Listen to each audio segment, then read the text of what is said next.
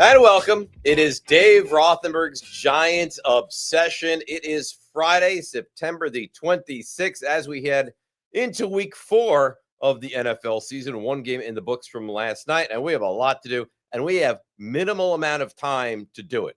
So I'm going to be honest with you, as I always am. He said, what is he wearing around his neck? And this is an international, worldwide viewing platform. So we're in New York, and I literally just returned to our studios in Westchester, New York, from the Ryder Cup. So you say, okay, that's exciting. It was awesome. And I'm not even a huge golf guy. It was awesome. It is some event. It's like fired up, excited, passionate, as many adjectives as you could think to use. I say, all right, well, why are we abbreviated today? Because it is currently 1:02 Eastern, New York, right?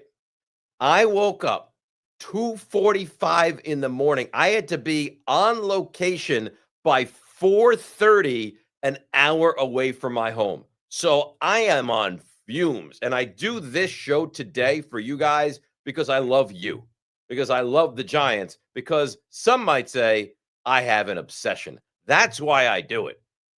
I mean, think about what a psychotic someone would have to be to wake up at 2:45, travel an hour plus, do a 4-hour radio show, come back, rush back in traffic around the metropolitan area, and all this for an 0-3 football team, a football team that has lost 17 of its last 20 football games. So I have to have an obsession, because only someone who's not functioning on all cylinders would be doing this show. But I'm here, and we're here. We have a lot to do today. We'll do a game breakdown, of course, locks of the week, fantasy, play 'em if you got them, and reason for hope. And here's the thing. The fantasy play 'em if you got them, and I explained this last Friday, I'm not going to give you, Jahmyr Gibbs. That's lazy. I'm not going to give you a Jamar Chase. That's lazy. What I want to do is find the under-the-radar, second-tier guys. Suggest getting those guys in your lineup to help you, because anybody can have Saquon. Like if I sit here and told you, you have to play Saquon, that's stupid. If you have Saquon, you're playing Saquon. I like to go under the radar. Reasons for hope, we'll get into that as well. And because I think this is fair, because I'm a great guy, I was at the Ryder Cup and I brought something back for the guys. But here's the rub. I was only able to get my hands on one thing for 2 guys. It's a cool thing, I think, but I can't give them each. I can't saw it in half. So only one will receive a cool memento from the Ryder Cup. And we will figure out who, how, and when that happens in about 7 minutes from right now. All right, so let's get into the Chargers pass rush. Their defense is excellent. And we've heard a lot of conversation over the recent days of why would you trot Jackson Dart out there against the Chargers when next week, if you're the Giants, you could trot him out there against a much lesser team in the New Orleans Saints. I think there's multiple reasons and multiple rationales behind it, and I'll explain. Firstly, I actually think there's a chance that A, it's true, and B, that Brian Daboll firmly believes that Jackson Dart at this moment is a better quarterback than Russell Wilson. So we talked to, I don't even remember. We had Pat Leonard on this week, but I've talked to Jordan Renan a bunch, and the consensus is that week 1, Washington, Wilson was brutal. Week 2, Dallas, Wilson was otherworldly. Week 3, Wilson was brutal yet again against the Chiefs, and the Giants put up 9 points. Well, what is it? Is it brutal? Is it unbelievable? Or is it brutal? Well, you say it's only 3-game sample size, so 2 one way, 1 the other. I'm not sure. I'm sure. The Giants are sure. And I think most people that have watched these games closely are fairly sure. Russell Wilson, and I think there was a time where he was one of the top quarterbacks in the entire NFL. That time has long passed. Russell Wilson is no longer an upper echelon quarterback. In fact, Russell Wilson is no longer a good quarterback. Okay, he's not. So I believe that this is it. Like, this is Brian Daboll knows that there's massive trouble going on right now. He knows his job is hanging by a thread. And the understanding is either I can show that this kid is going to be really good, or he leads me to win games, because even at this moment, he's far superior than Russell Wilson. And I think part of the advantage the Giants have coming into this game, and it's not a lot because the Chargers defense is very good, really good. And their pass rush is, if not elite, borderline elite. And you say, uh-oh, that doesn't bode well, because what do I have on the offensive line? Now, Andrew Thomas gave you, 28 plays? We'll give you more, I would think, this week. And Illuminor has been good. But the middle three of that offensive line is really a major problem. But what's the one thing that Jackson Dart, there's probably a bunch of things that Jackson Dart does better than Russell Wilson, but the one that jumps off the pages, he's mobile. Like, the kid can move. We saw it. They had a package for him and started this whole thing based on the RPO. Well, now this offense will look a lot different. I think a lot this week, right? Because now the Giants actually have the opportunity to let him do some athletic things, and that wasn't something that Russell Wilson is able to do. There was a time where Russell Wilson could do it, and he was very athletic, very mobile, very nimble, but that ship has sailed. So now you have to pass the torch. So is it they need to win games, or, and I don't know exactly, or the Giants need to show that Jackson Dart can be good? Well, you have never shown your own quarterback if you're Brian Daboll here, right? You inherited Daniel Jones. Year one, there were T-shirts about, Daboll and Coach of the Year, and he's so wonderful and all these things, and he was. But then he's had more Jones, tore his ACL. Tommy DeVito is Tommy DeVito. Tyrod Taylor is, for the most part, a career backup, and he never actually had his own quarterback. This is his own quarterback. This is his guy. He has the opportunity to show with his guy, with this team, what he can do. So now we wait, and now we see. Because if he can't, he's going to be unemployed. And if he can, he may. See, there's not even a guarantee that if he can show that this kid will be pretty good, that he's back. Because I don't know what the edict is. Remember, John Mara, in front of everyone, media members, you name it, last year, said, we need to win games. 3-14 is not good enough. Well, you're already 0-3. So do you look at the remaining 14 games and say to yourself, there's 6 wins on the schedule? That'd be 6-8 from a rookie quarterback with a very hard schedule. Does that happen? I don't know. I don't know exactly what it takes. And in some ways, I kind of sort of feel like the Giants should have extended, if they wanted to keep Daboll and Shane. And I'm not saying I'm an advocate of that whatsoever. But if they had wanted to keep Daboll and Shane, maybe the right thing to do was actually extend them last year. I'm not saying I would have done it. I wouldn't have done it. But how do you keep guys as a lame duck? So, for instance, if you're Joe Shane and you think your job is in jeopardy, are you going to trade Kayvon Thibodeau at the deadline if you could get a 3rd-round pick? Well, if your job's in jeopardy, God, no, because you want the next GM to have a 3rd-round pick. However, if you know that you're safe, yeah, I'll trade Thibodeau for a 3rd-round pick because I know down the road I'll need that. It doesn't make sense. It doesn't add up. Chargers defense is very, very good. It's a real problem. All right, let's bring us to the game plan. Right, Daboll, Kafka, what have they figured out? What will work? What will not work? How does it work with Jackson Dart as opposed to Russell Wilson?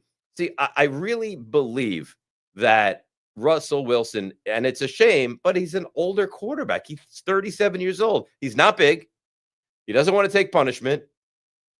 He threw the ball away, took an intentional grounding the other day. The athleticism is really non-existent, and it makes you question. I think this is fair. It makes you question, wait a second, why did they sign him?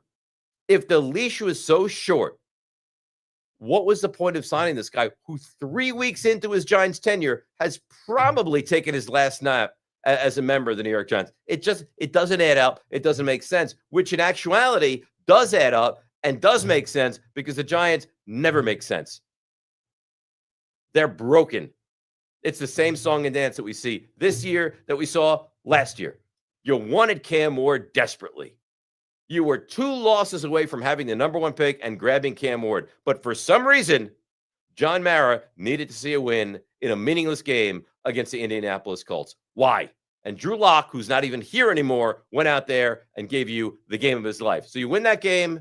It carries no momentum over to the next season. And here we are again. I want to see the athleticism. I want to see the mobility. I want to see them unleash what Jackson Dart hopefully is capable of doing. Because if not now, I don't know that Brian Daboll gets another chance. All right, so I have to be honest. My picks have been, to say underwhelming would be an understatement. They've been awful. But I don't think you understand why they've been so bad. Week 1, we had Baltimore. They led by 15 with 4 minutes to go, and they lost. That's a catastrophic loss. Well, hang with me now. Week 2, we had the Broncos. Last play of the game, they lead by 2. We're giving 1.5. 60-yard field goal from the Colts. No good. We win. Great. Hang on. They roughed the center. 15-yard penalty. Re-kick it. Good. We lost. And then this past week, of course, Rams getting 3.5. Dominating against the Eagles. Up by 1 with 4 seconds to go. Field goal attempt. The only way we don't win this spread is if the field goal is blocked and a touchdown is scored off of the blocked field goal. And what happens? Field goal is blocked, picked up, touchdown, we lose. So I know you see that 2-7 and you think to yourself, Dave, that is brutal. But we're literally that close to 5-4. So let's get to this week's week 4 picks. I'm going to go back to the well. The Rams are better than the Colts. I know that Daniel Jones has played at an MVP caliber level so far, but I don't think he's that level quarterback. They step up in class, right? Their first 2 games were home. Their next game on the road at maybe the worst team in the AFC in Tennessee. And now they go on the road to the Rams. If you go and you win that game, or you go and you lose by a field goal, even though you now fall to 3-1, I think you've done a hell of a job. I don't think they do. 27-20, Rams win the game, something in that area. So give me the Rams minus the 3.5. I know that Mike Evans is out. I know that 2/5 of the starting offensive line for the Bucs is out. Philly's playing with fire, man. I've said this from week 1. I know they're winning, and that's all this is about. They don't look great. So they're on the road in Tampa, 120 degrees on-field temperature is the expectation this week, and I get Tampa plus 3.5. Now, no Evans upsets me, but here's the thing. Baker Mayfield is at the point where he takes guys at receiver and makes them look good, whether it's Ibuka, whether it's Evans, whether it's Godwin, whether it's Otten, whether it's Shepard, you figure it out. But he seems to every single week. I'll take the Bucs plus the 3.5. And in what should be just a mighty football game on Monday night at 7:15, the Jets visit the Dolphins. The Jets have looked, week 1, they looked good. Week 2, they were blown out. Week 3 on the road in Tampa, they looked awful and somehow still had a chance to win the game. At the end, they couldn't. Miami actually looked good in week 3. You're going to have the same issue with the Heat down there in Miami.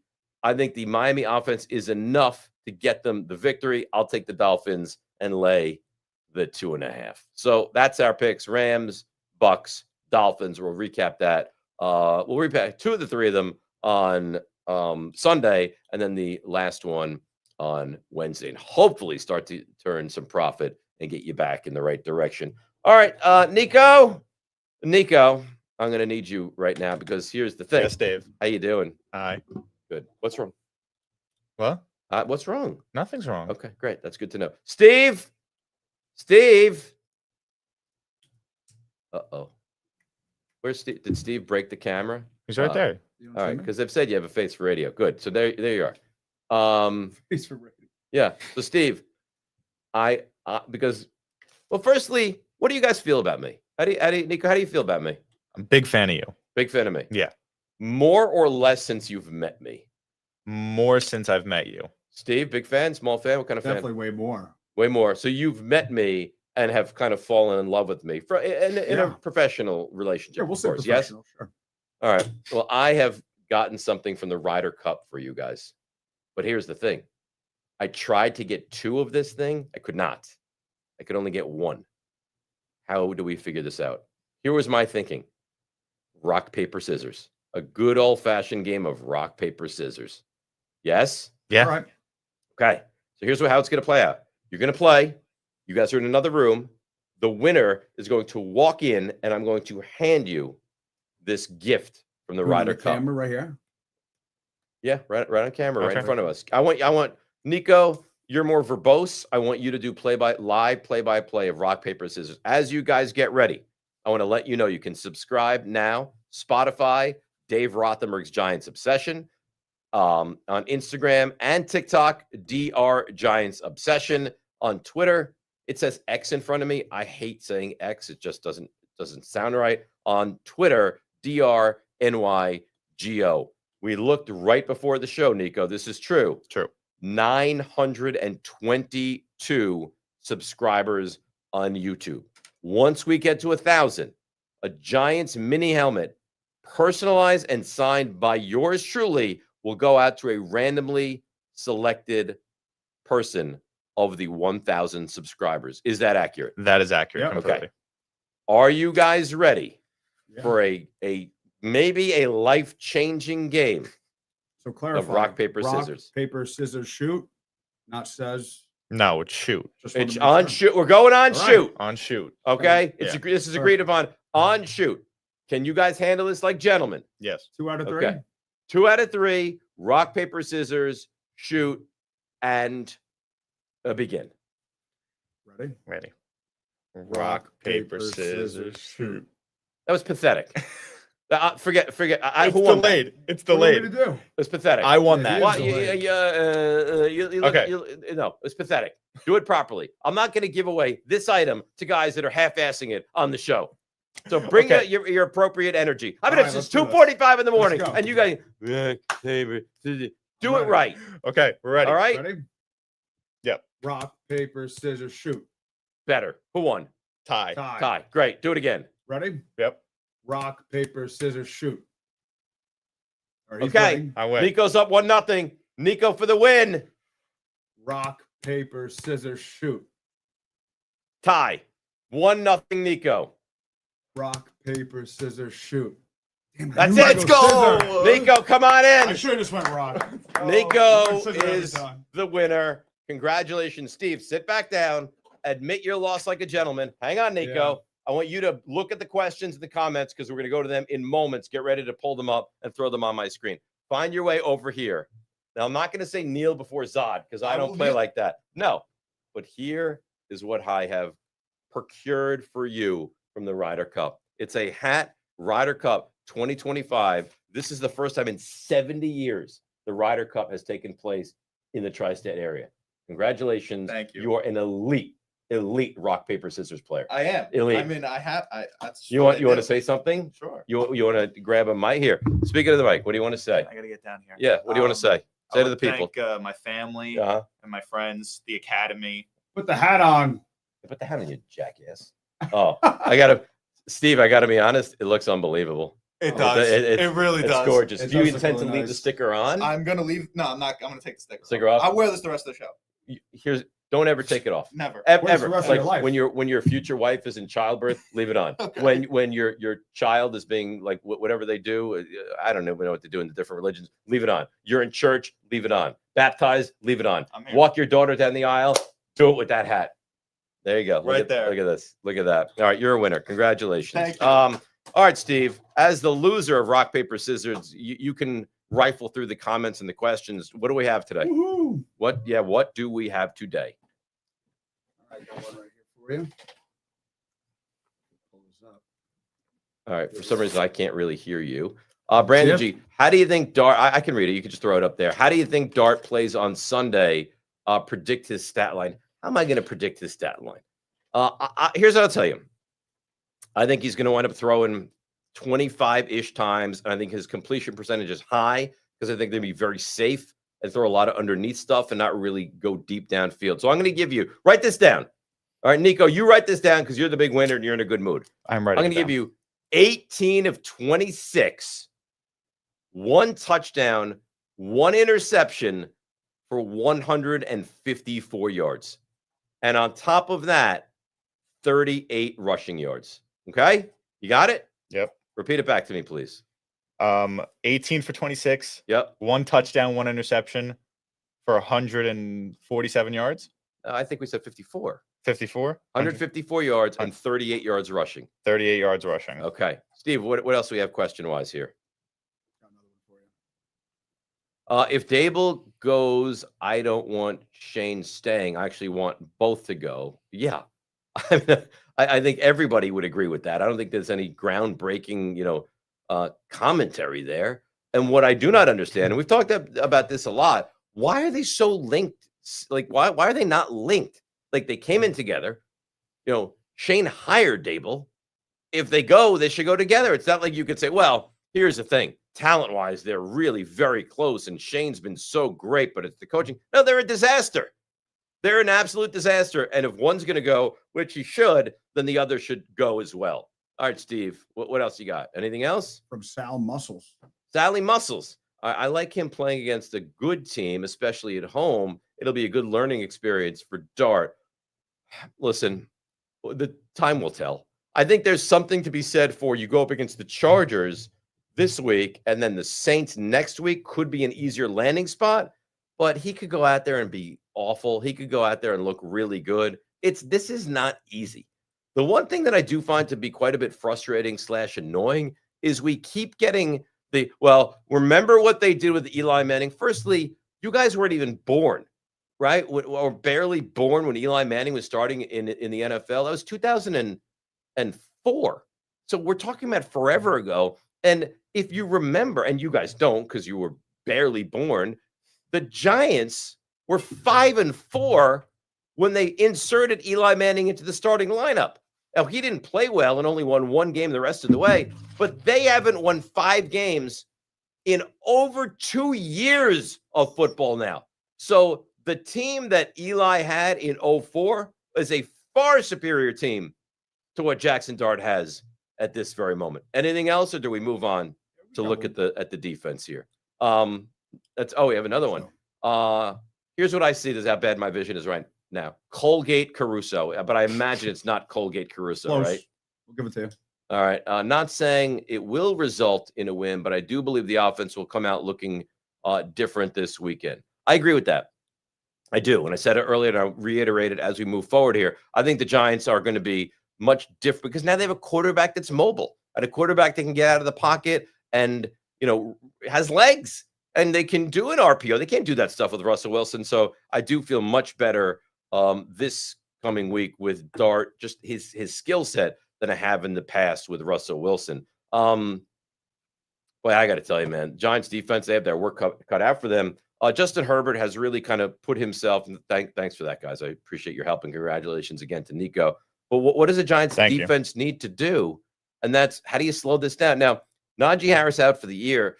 And I was watching that game closely last week against the Broncos, and they were down early and came back. Najee got hurt, and it felt like once Najee got hurt, there was this boost of energy for Amarion Hampton, the rookie out of North Carolina, as if he was saying, all right, now there is nobody else.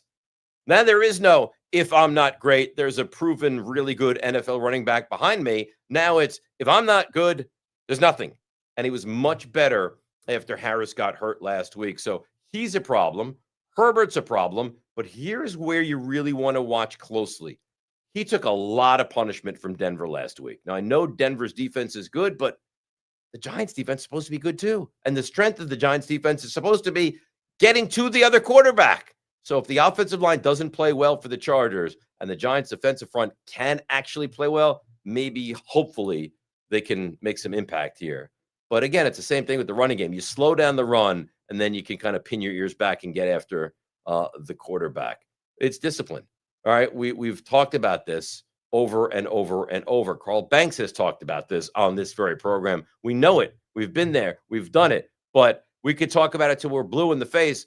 If you don't practice what you work on all week, it's not going to matter. Like, you have to actually put it into actuality and bring it to a game on Sunday, because you can worry about keeping contained. You can worry about matching up with Keenan Allen and Quentin Johnson, who's become a really good weapon for the Chargers. But if you can't do it on the field, the X's and the O's on Sunday at 1 o'clock at Giant Stadium, it doesn't matter. It doesn't matter how good or bad Shane Bowen is. It doesn't matter how good or bad Brian Dable is. If you don't do what you need to do on the field of play, it will not make a difference. All right, prediction time. Not necessarily with the game. We'll get there in a moment. 3 things that will happen on Sunday, okay? 3 things that will happen on Sunday. Guys, if you could throw that up there, beautiful. All right, Jackson Dart.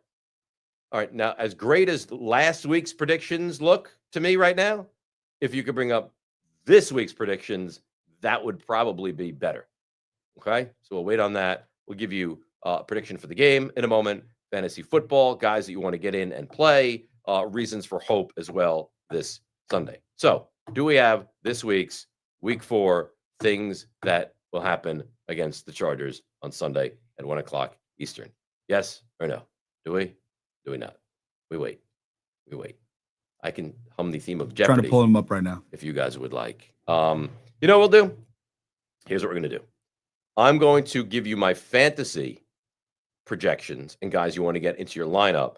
They'll work on getting the graphic for 3 things that will happen Sunday. So this is an ever-evolving dynamic on this show, and it's quick and it's live, and sometimes there's a misstep, and we run right by it, so don't even worry about it a little bit. Fantasy football. So again, these are not guys that are the obvious plays. These are kind of the, oh, you know what? I have him on my roster. Maybe this is a good week to play him, or he's available in my league. Maybe this is a good week to play him. Let's start with quarterbacks. All right, Mahomes, which feels like, saying it, the dumbest thing in the history of like entertainment. But Patrick Mahomes is, quite frankly, almost unplayable now in fantasy football.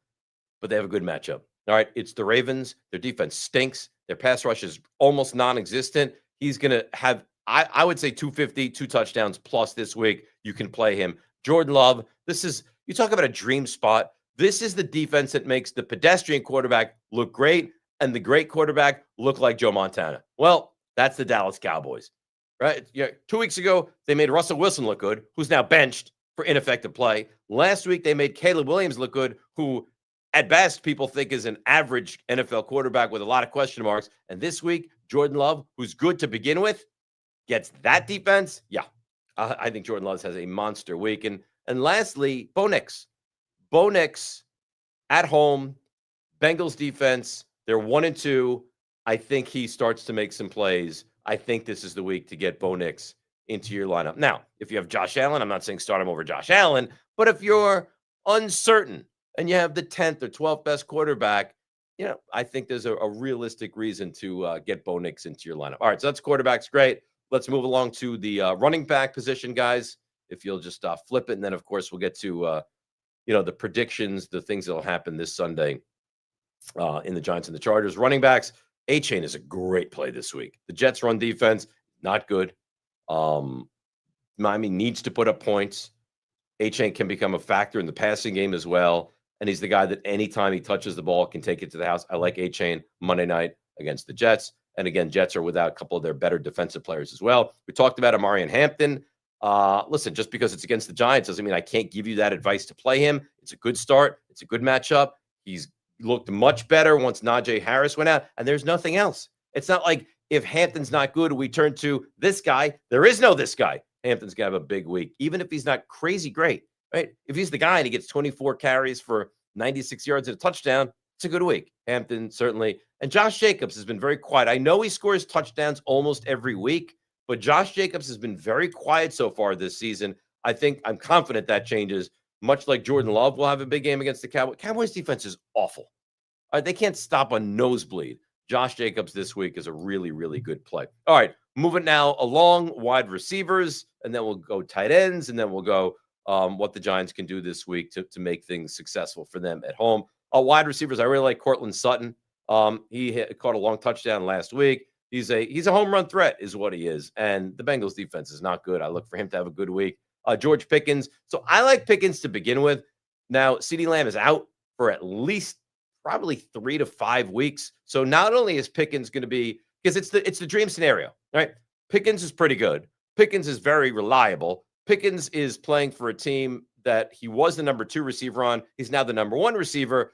And Pickens is on a team that can't stop anybody. So what do the Cowboys need to do? Score points, ipso facto, play Pickens. Jacoby Myers, I think, is an interesting play this week.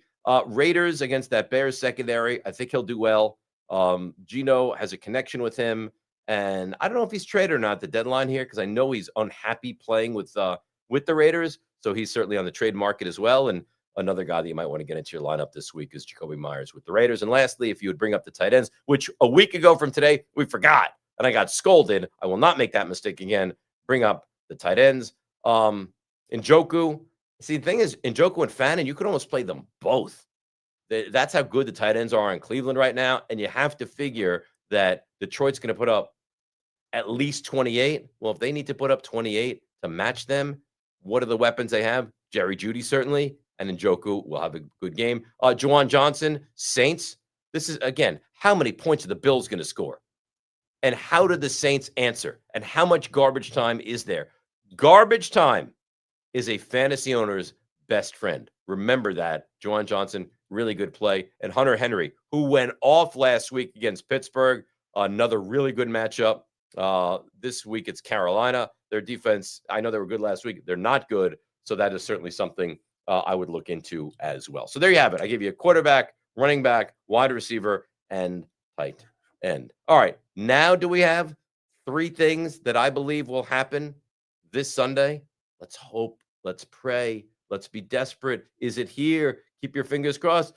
And there it is. Now, this is week 4. But you know what, guys? Oh, you said it says Dave's week 3. No, Dave's 3 predictions. Okay, good. You got it in line. Great. Giant offense can be way more aggressive. Way more aggressive. There's a lot of things they can't do with Russell Wilson that they'll be able to do with Jackson Dart. So I think that, and this is it. Like at this point, Brian Dable's dead man walking. So you have to think he's going to leave it all out there, push his chips to the middle of the table and be like, all right, guys, let's go. Let's go. Here we go. That's one. Scatterboo will have 17 plus touches this week. There's no Tyron Tracy. I know Singletary is the definition of average. I expect Scatterboo rushing and receiving to maybe even approach the 20 mark. The one thing that worries me about Scatterboo is he's so crazy aggressive and takes punishment almost more than any running back I've ever seen. And that worries me down the road for A, his Giants career, and B, his life after football. It runs in such an aggressive manner. And lastly, and I mean, you could probably say this about any week with the Giants, get to 21st, right? Because how many times are the Giants, because I think the defense is decent and they don't really score much at all. So whoever gets to 20 has a huge, huge advantage to win this game. So those are kind of my 3 predictions in this one. We'll see if they come true, how they come true, and we'll look at that on Sunday and then into Monday. And then lastly, hope. Hope is an interesting word because it's what pushes you to believe in something where for the most part, there's not a lot of reason to believe. So I wrote down my top 3 reasons you should have hope for the Giants this week. Number 1 is Jackson Dart. His first ever start. The rookie was great in preseason. They feel it's time to rip off the Band-Aid. Reasons for hope. Number 1, Jackson Dart. Number 2, also Jackson Dart. We've waited a long time for this. Brian Daboll has not had his own quarterback. We've dealt with Tommy DeVito. We've dealt with a banged-up Daniel Jones. We've dealt with Tyrod Taylor. We've dealt with Jake Fromm. We've dealt with things we shouldn't have dealt with. So my number 2 reason is also Jackson Dart. And number 3, just to be consistent, again, is Jackson Dart. It's exciting. I sat here on Monday and said to you, I don't care what it is. I'm not getting hooked again. Guess what? It's Friday.